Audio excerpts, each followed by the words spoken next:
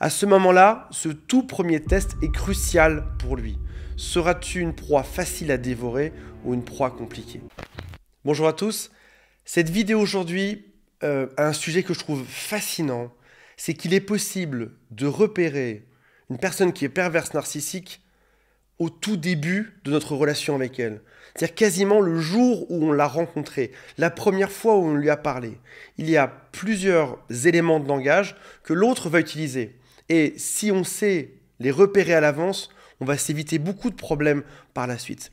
Cette vidéo est grandement inspirée par une vidéo américaine. J'ai mis le lien dans la description juste en dessous. Et je pense que c'est un thème, c'est un sujet auquel j'avais jamais pensé. Tous les indices étaient juste devant moi au moment où c'est arrivé. Et j'imagine que pour vous, c'est pareil. Quand vous avez croisé cette personne, vous aviez tous les indices juste devant vous. Je trouve ce sujet fascinant. J'espère que ce sera le cas pour vous aussi. Parce que malheureusement, quand on ne connaît pas le genre de choses qu'on va voir aujourd'hui, on ne va repérer une personne perverse narcissique que longtemps après. Typiquement, après la phase de lune de miel. C'est là qu'on va s'en rendre compte, voire même des années après. Donc si tu veux pas que ça t'arrive, reste bien accroché aujourd'hui, écoute bien les conseils. Avant de démarrer, si vous le souhaitez, abonnez-vous à cette chaîne. Il y a aussi un quiz qui s'appelle « Est-ce que cette personne est perverse, narcissique ou pas ?» Le tout premier signal qui est d'une évidence, mais je ne sais même pas pourquoi je n'ai pas pensé à ça avant, c'est que ils vont te raconter une histoire triste qui va générer de l'empathie chez toi. Alors, pour mieux comprendre ça, dis-toi bien la chose suivante. On va avancer dans le temps et on va dans le futur. Quand tu fréquentes une personne qui est perverse narcissique, à la fin, quand vous vous séparez, elle va aller rencontrer d'autres personnes, d'autres hommes, d'autres femmes, et dans l'histoire qu'elle va raconter, ce sera vous le monstre. Mais si ça arrive à la fin de votre histoire, c'est forcément que c'est aussi arrivé de la même manière au début de votre histoire, sur la personne qui était juste là avant. On se rappelle bien qu'une personne qui est perverse narcissique, c'est un peu comme un sitcom. À chaque fois qu'une nouvelle saison redémarre, les lieux sont identiques à avant. La salle est la même. Dans Friends, par exemple, le décor est toujours le même à chaque saison. Là, c'est pareil, on aura à chaque fois le même décor chez le pervers narcissique. Il va te raconter une histoire qui sera extrêmement triste, quasiment avec les mêmes mots. Il va te raconter qu'il était dans une relation qui était abusive, que c'était compliqué, que l'autre a tenté de profiter de lui. Et pour que ça fonctionne, pour trouver leur prochaine proie potentielle, il faut qu'il raconte ça à chaque fois au début. Donc, tu seras sur une discussion qui aura plusieurs ingrédients. La toute première, c'est que la discussion parlera beaucoup de eux-mêmes. Et bizarrement, assez peu de toi dans cette histoire. Si par exemple tu veux faire un ratio, admettons que tu rencontres quelqu'un de nouveau demain dans la rue, ce serait peut-être 50-50. On parle à 50% d'eux, 50% de toi. Là c'est différent, on va parler à 60% d'eux et 40% de toi, voire même beaucoup plus, 70%, 80% d'eux et 20% de toi. Ils vont beaucoup parler d'eux, de leur histoire, de tout ce qui les amène à toi. Ils n'ont vraiment pas de chance dans cette histoire. Ils sont vulnérables, ils sont fragiles. Et de manière quasiment automatique, tu vas avoir envie de les aider. Ça va déclencher de l'empathie chez toi. Tu auras pitié d'eux, ils auront un souci à leur travail, ou alors en amour plus probablement. Leur relation d'avant était vraiment toxique. Oh, les pauvres! Oh, oui, ça me fait quelque chose parce que j'ai vécu ça aussi. Je te comprends tellement. Et tu vas écouter leur histoire avec des grands yeux. Tu vas aussi découvrir que tu es celui ou celle qui peut les aider là-dedans. Que seul toi peux les comprendre. Bizarrement, tu vas aussi devenir, quelques temps plus tard, responsable de leurs problèmes et aussi de leur bonheur. C'est-à-dire qu'en gros, on va te mettre à un poste dans une position que tu n'auras pas vraiment choisie au début. Mais automatiquement, de par cette histoire qu'ils te racontent, tu prends cette position, en tout cas, ils te la font prendre, et eux se placent en rôle de victime qu'il faut aider. Et bizarrement, tu auras des phrases comme « Tu es vraiment le seul à me comprendre, et ça me fait tellement plaisir ». Sache bien qu'à chaque fois qu'on te raconte une histoire, il y a toujours deux côtés d'une même histoire. Une même vérité peut emmener sur deux histoires qui sont complètement différentes. Essaye de te rappeler de la manière dont ça s'est passé avec la personne perverse narcissique que tu as fréquentée. À quel point ça a été finement mené. C'était pas quelque chose de tape à l'œil, d'extravagant, d'énorme. Non, c'était dit tout doucement. C'était vraiment une belle histoire. Et lorsque tu leur as posé la question, ils ont eu un plaisir dingue à te la raconter. Et ça avait l'air très crédible. Si jamais tu as un doute, parce que finalement, j'ai envie de te dire qu'une personne qui serait vraiment victime de quelque chose pourrait aussi te raconter son histoire. Et ce serait également difficile. Donc, de manière normale, tu vas avoir un doute dessus. Est-ce une vraie victime ou est-ce quelqu'un qui se fait passer pour une victime? On se rappelle que les pervers narcissiques vont venir copier le rôle de l'autre. Donc s'ils jouent la victime, c'est forcément que d'autres personnes sont réellement victimes. Si tu as un doute, essaye de raconter ton histoire. Dis par exemple que toi aussi, tu as vécu la même chose, que c'est compliqué. Et regarde chez eux s'il y a de l'empathie. Regarde s'ils t'écoutent avec gentillesse, s'ils te posent des questions dessus. Parce que finalement, leur histoire est racontée uniquement dans le but de te manipuler par la suite. Donc si jamais toi tu racontes ton histoire, c'est pas très intéressant pour eux. On se rappelle qu'un pervers narcissique se prend pour un demi-dieu. Donc c'est son histoire avant tout. Est-ce que ça va les ennuyer? Ou est-ce qu'à chaque fois que tu dis une phrase, ça va revenir sur eux par la suite? Le troisième point est subtil. Il va se la raconter un peu sur sa vie. Il va par exemple s'inventer une position ou un poste dans une entreprise qu'il n'a pas vraiment. Il va raconter des choses sur lui, sur le sport qu'il fait, sur sa vie qui ne sont pas exactement vraies. Il va se monter un tout petit peu par rapport à là où il devrait être. Et au passage, la chose qu'il va faire, parce que c'est un pervers narcissique, c'est qu'il va se monter et il va rabaisser un peu tous les autres autour. Il peut par exemple les regarder de manière dédaigneuse.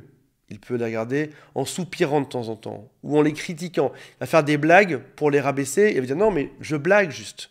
Sa vie semble un peu trop chouette.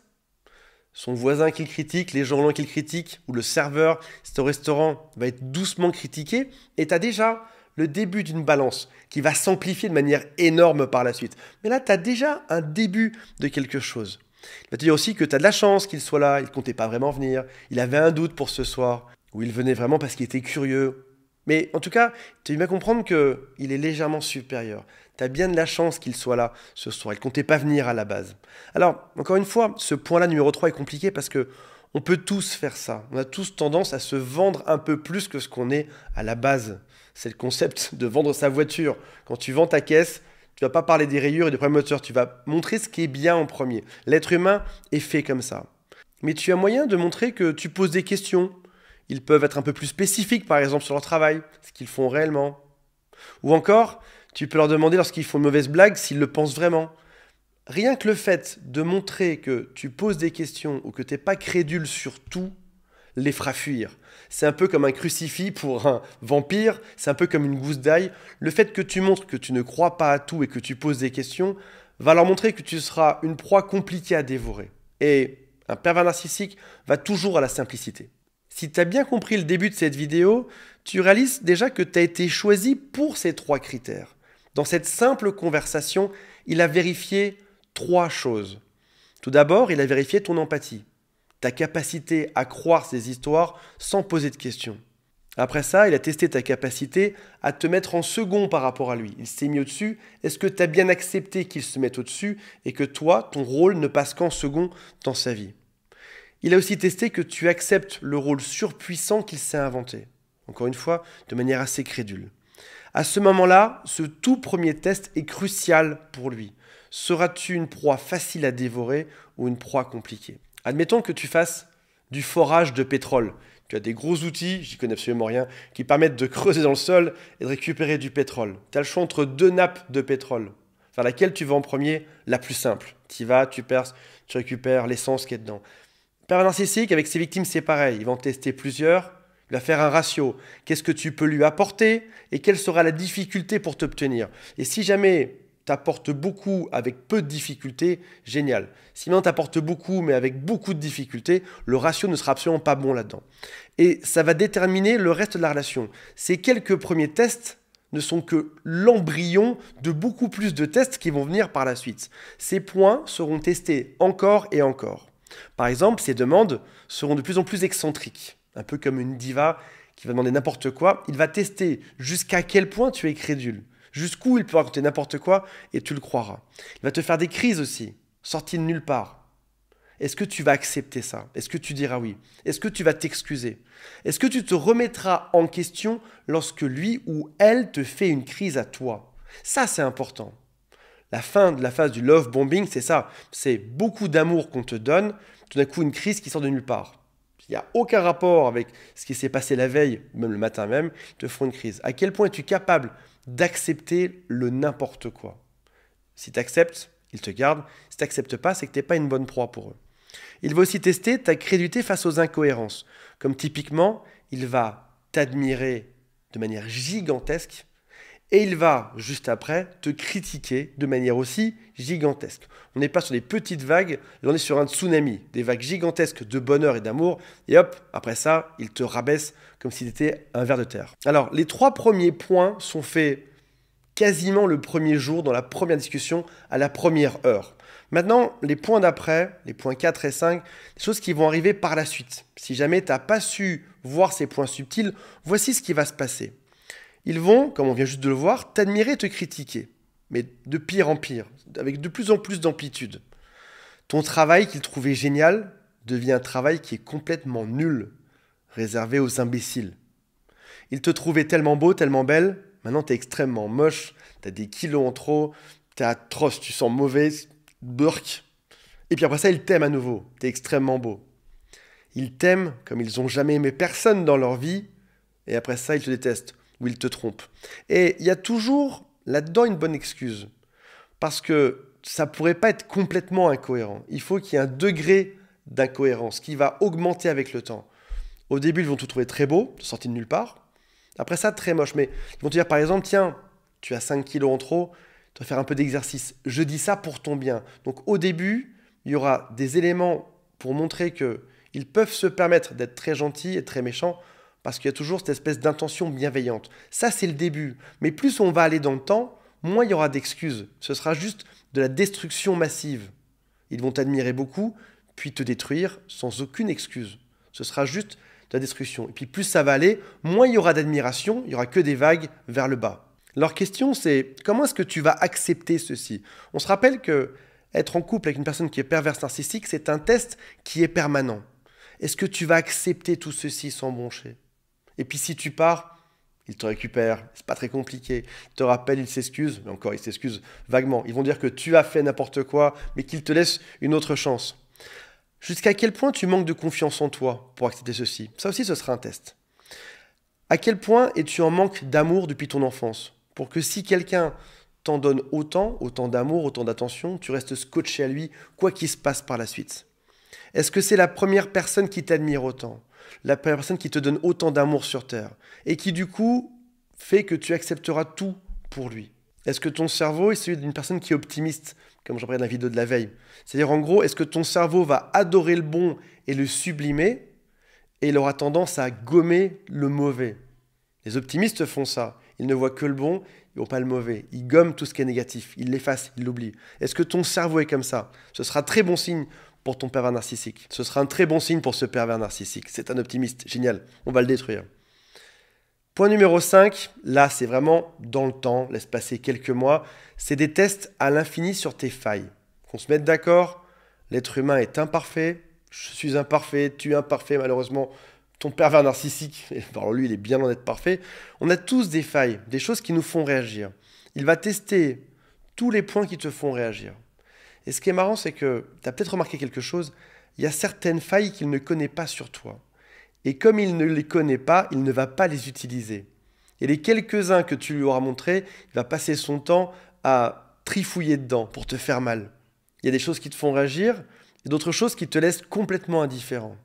Quand il voit que tu réagis, il te considère un peu comme une marionnette avec des fils au-dessus. Il va venir taper dessus discrètement. Il utilise même ce qui s'appelle des critiques invisibles. C'est lorsque tu es en société, si jamais il t'a critiqué, je prends un exemple très simple, il t'a critiqué 200 fois sur ton poids. Et quand tu es en société, quand tu as un repas avec des amis et que tu vas pour te servir une part de gâteau à la fin du repas, ils te font je ne sais pas si tu devrais en prendre de ce gâteau, avec un petit sourire, juste pour te rendre fou. Et si jamais tes amis regardent ça, ils se disent, il n'y a rien de mal, c'est pas très grave de dire ne reprends pas de gâteau, il n'y a vraiment rien de mal, on ne peut pas lui en vouloir. Sauf qu'en fait, cette petite phrase-là, c'est la petite goutte d'eau qui vient après des dizaines d'heures de critiques sur ton poids. Et ils font exprès de dire cette phrase codée, cette critique invisible, juste pour te rendre fou et te faire exploser en public. Et si tu en parles à tes amis, tous tes amis te feront « mais non, mais t'en rajoutes, t'en fais trop », parce qu'ils ne savent pas ce qui se passe dans l'invisible, dans l'ombre, lorsque tu es seul avec lui à la maison. Donc parfois, ces tests sont brutaux, parfois ces tests sont très discrets, ils s'amusent en permanence à te tester et à te manipuler.